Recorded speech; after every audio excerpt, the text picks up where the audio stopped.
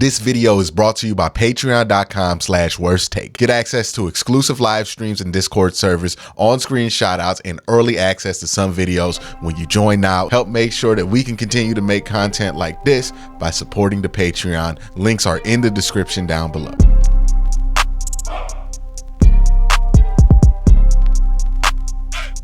Hey, what's up, and welcome to QnA, the show where I take your questions from YouTube and Twitter and answer them here in video format. A ton to get into, so let's just jump into it. BR Rossman says, if DTR balls out and takes us deep into the playoffs, do we then have a quarterback controversy for next year? Now, this depends on what balling out looks like, right? Because I think that term means different things to different people. So let's put a numerical value on the balling out, right? Because some people will say, well, if he just simply wins and you get to the conference champion, like, nah, there's ways you can get there that, like, I wouldn't be super eager to have him replace a quarterback if he got it there that way, right?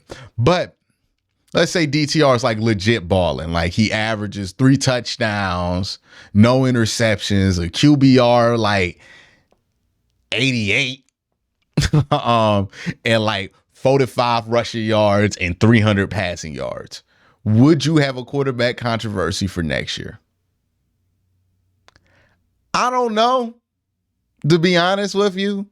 I really don't know. They seem really committed to Deshaun Watson. It depends on how replicable they feel like DTR's success is. And also it matters, like, do you lose in that deep playoff run? Because you didn't say championship run. You said deep playoff run. If you lose in that deep playoff run and it's evident because like DTR kind of got figured out, or like the novelty of how they were using him got worn out, then you kind of got to go back to Deshaun. But that'd be something that we could deal with when it happens, right? That's one of those good problems. If we think we got 2 quarterbacks who could be franchise level, given the problems this franchise has had, trust me, we will worry about that if it happens. But yeah, I think, you know, if DTR balls out and it's like true balling out, like he out here like 300 yards, getting a case for playoff MVP, all kind of like that, and it's been like 3 games and you almost get to the championship, but you don't get there because you like your defense blows a drive or something like that, then okay, ooh boy, it's gonna be a tough offseason to figure that one out. But I mean, no matter who wins, you feel good about that quarterback situation, or you know that, hey, maybe you can just move off of one of these guys and get a good haul, or maybe you keep them both and you kind of say, hey, we like DTR. DTR is going to replace Deshaun after the end of this contract, but we're going to go back to Deshaun, similar to a Joe Montana, Steve Young situation. So, hey, man, that's one of those good problems to have. Like, straight up. It's one of those good problems to have. I'm not really stressing it if it happens. Justin says, what's up, Q? What is the likelihood that the Browns can keep Schwartz as a DC with the season he's having? I'm sure he'll get multiple looks as head coach elsewhere. I don't really think so, to be honest with you. I don't think there's a lot of energy out there to hire veteran defensive coordinators as head coach. You know, we saw this with Vic Fangio, where he got like 1 opportunity in like 20 years. We're seeing this with Lou Anarumo, who's been one of the best defensive coordinators in football for a while, and he's not getting any looks. You know, there's McDonald in Baltimore. He's not getting any looks. There's whoever is the defensive coordinator in Pittsburgh. He's not getting any looks. Like, defensive coordinators just aren't as sought after, especially when they're older and they're veteran defensive coordinators, as offensive coordinators or other position coaches. So I don't really think it's going to be that difficult to hang on to Jim Schwartz as a defensive coordinator, because just not a lot of people want to hire an older veteran defensive coordinator. Like, you see it in the cycle. You'll see a young DC get hired, like a DeMeco Ryans, but you're not going to see an older DC get hired. And Jim Schwartz certainly falls under the category of an older guy at DC. Like, he might get an interview here or there, but I just that's not usually the way things go. I'd be very surprised that the Browns have that much difficulty hanging on to him. And it's not because he's not a good defensive coordinator. It's just because look at all the good veteran defensive coordinators that can't seem to get head coaching jobs anywhere. And this is somebody who had a head coaching job and it failed. So it makes him a retread, which makes him even more unattractive to a lot of NFL teams as a head coach. I think he's in his right spot at defensive coordinator. I think he likes being defensive coordinator. And I don't think that he's really dying to be somebody's head coach either. So I don't think this is that much of a likelihood, to be honest with you. Like if the offense were going like the defense, maybe Van Pelt would get picked up, but older defensive coordinators, not necessarily going to be that sought after. Ray Rag says, what will it take for the national media to take the Browns seriously? I get why people in 2020 didn't take them seriously. They didn't beat that many teams that are over 500, but this year they've beaten 5 teams who are currently over 500. Nobody gives them credit. You notice something right there with your question, Ray Rags, and what you notice there is how arbitrary all of these goalposts are that they set for a team. And the truth is that if people don't want to believe in your team, they will find a goalpost to put there and act like it's as valid as any other goalpost that they put there in the past. Because people are only talking about that 2020, we didn't beat teams over 500 thing because they wanted to put a goalpost and move it for the Cleveland Browns because they didn't feel like they were a good team in their heart of hearts. And they didn't want to look at all the raw data that was telling them otherwise. So that's what they put as the arbitrary marker to say, hey, this team's not good. Now they've beaten 5 teams over 500, like you mentioned, and people still with the same take because they just go find a different goalpost to move, right? Like it's none of these things that people act like are arbitrary, especially when it comes to pundits on sports talk shows, especially like not necessarily like beat reporters or analysts, but pundits on sports talk shows. It's all arbitrary. It is. It's never going to be something where it's like, hey, in 2020, I think they were good because they didn't beat teams over 500, but now they've beaten 5 teams, so I had to stick to that and beat. These aren't metrics, right?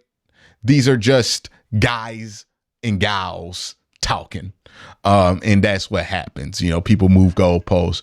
And at the end of the day, people nationally just don't want to believe in the Browns because they don't think they're good. Or maybe it's the damage that the uniform has done to people's perception of the team or whatever. But yeah, it's frustrating, but we know what it is. Ron Trill says, what's the likelihood of Jet Wills coming back this season? I would say about 70%. Gunn says, why do Browns fans get excited about big names, even though the big name is past or his prime, particularly Joe Flacco? There was a reason he was a free agent until last week. I think football fans in general, especially football fans with fan bases that aren't used to getting the premier free agent, all have this reaction. And it's because for years, you've wondered to yourself, man, what if we were one of those teams that can get a Zeke Elliott to sign here? Or, what if we were one of these teams that can get a Shaq Leonard in free agency or a Julio Jones in free agency? Well, if we were one of these teams, and then you finally sign one of those guys and you just take it as that wish fulfillment of getting that player that you've always wanted, despite the fact that they're no longer the player that you wanted at the time, right? Like, I think this is just something a lot of fan bases do because the name value, it makes them feel good. They can look at old highlights and get excited. And it kind of gives them that wish fulfillment of signing a big name player that they always wanted when they were in their prime at the end of their career, because now it's like, oh, look, we got this guy.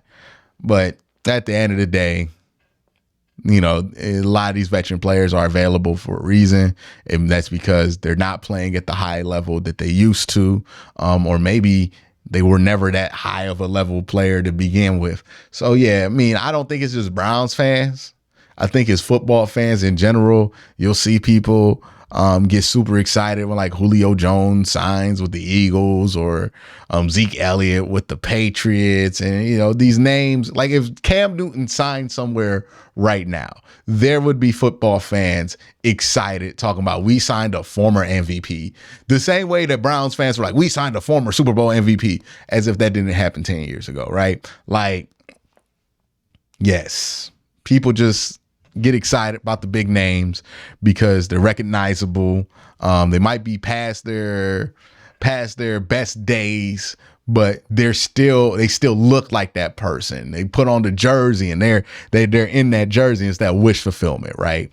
Of, oh, we got this big name player in Cleveland, or we got this big name player in Detroit. You know what I mean? Like, I think it's that, to be honest with you. Cleveland Browns fan on Twitter says, could this defense carry us to an AFC championship game?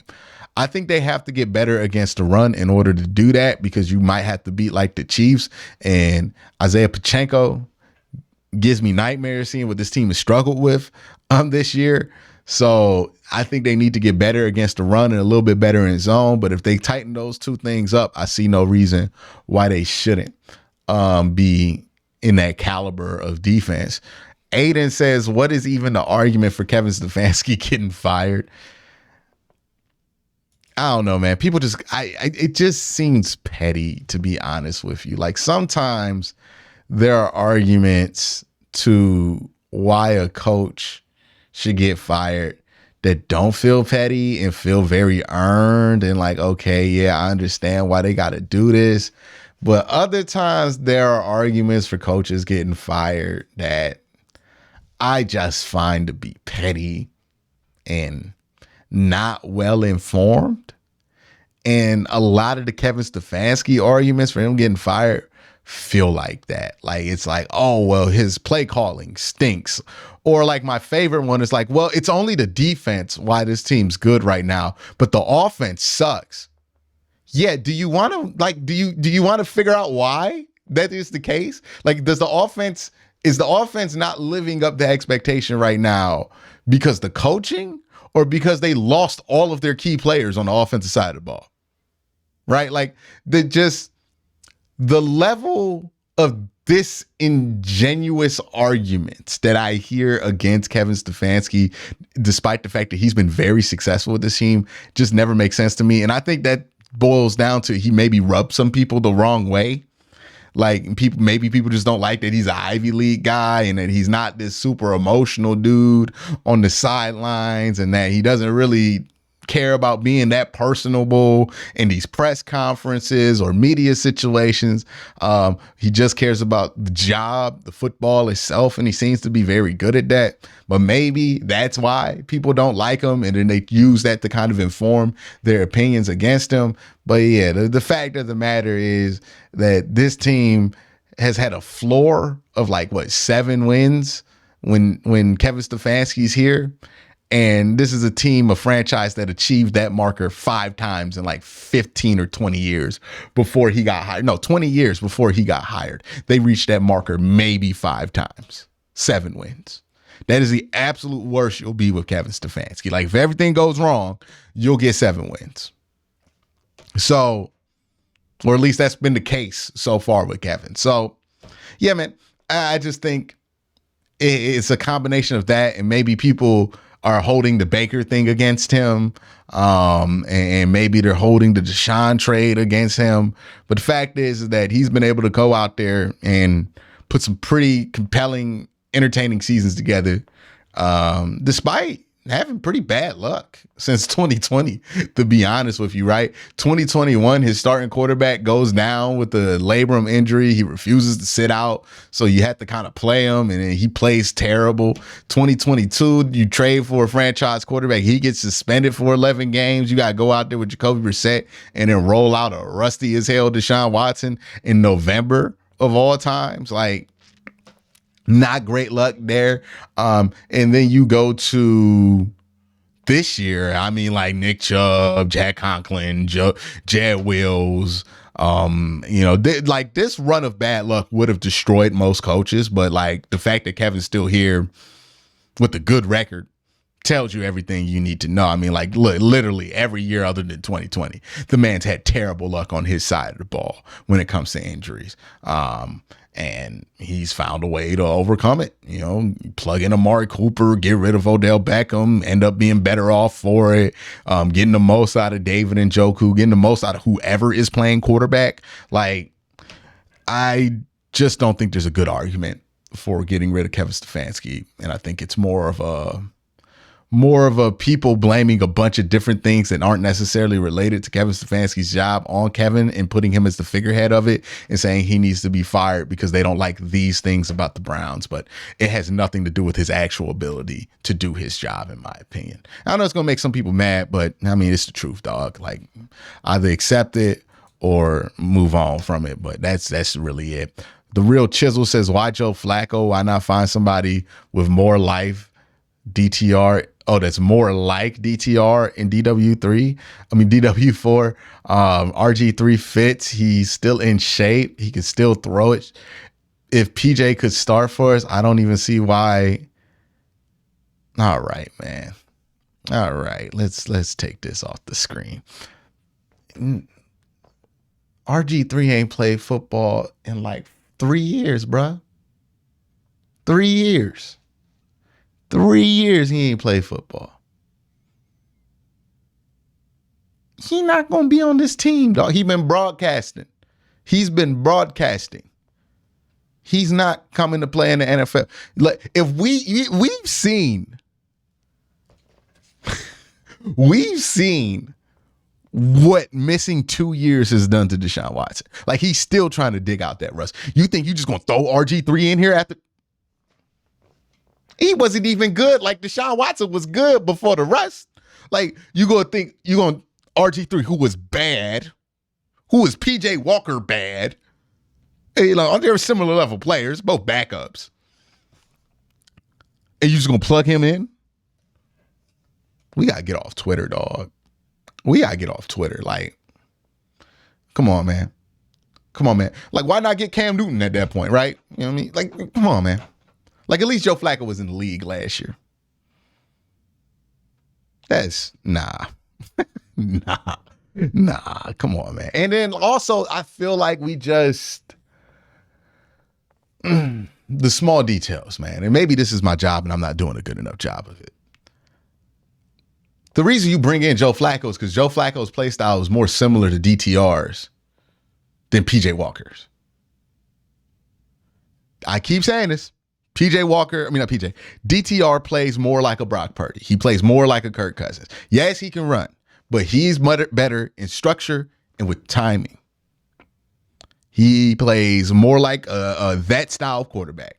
I understand the athleticism is there, and that throws people off, and they think he's going to play like Deshaun Watson because he's athletic. He has never played well doing that stuff. He's made some plays at UCLA out of structure, but he's always at his best on time in structure. He was at his best with Chip Kelly on time in structure. He's going to be at his best in the NFL on time in structure. Deshaun Watson does not play in structure or on time. He's much better when he can just kind of figure it out by looking at the defense and then using his knowledge of the play to manipulate guys to do certain things. He plays more like Joe Burrow. RG3, similar to Deshaun Watson, similar to PJ Walker, but DTR does not play quarterback in that style. He plays quarterback in a way that if he were to get hurt, Joe Flacco is easier to plug in and fit in that style than PJ Walker. That is why Joe Flacco is here. That is why Joe Flacco makes sense. That is why DTR and Joe Flacco are actually more similar than like DTR and Deshaun Watson. And that is why I even said earlier this year, before Josh Dobbs had his whole run, I was talking to Cove about this on QnA, and we brought up the fact is like, hey, if Josh Dobbs, like if somebody has to come in a game with no prep, you want Josh Dobbs in that situation because he plays more similar to Deshaun. So if the game plan was for Deshaun, you could throw the Deshaun game plan on Josh Dobbs, he'll be fine. But if you had a week of preparation, DTR is the guy you would want to go to, or if you had a season-ending injury for Deshaun Watson, DTR is who would you want to go to because you could change the offense around to him, and I think he would be a better, more consistent quarterback over time. That take has not changed. That is the same take. That's why Joe Flacco. We got to just stop equating dudes with initials as they nicknames who can run fast as the same quarterback style. Just because they all got initials and they can all run fast don't mean they all play the same style of quarterback. DTR does not play the same style of quarterback as Deshaun Watson. And it's debatable whether RG3 even has a style of quarterback, but it's not that similar to Deshaun Watson either. Like, he's more of a straight runner at quarterback, RG3. But that's it. That's my answer. Y'all have a great day. Have a better night. Peace.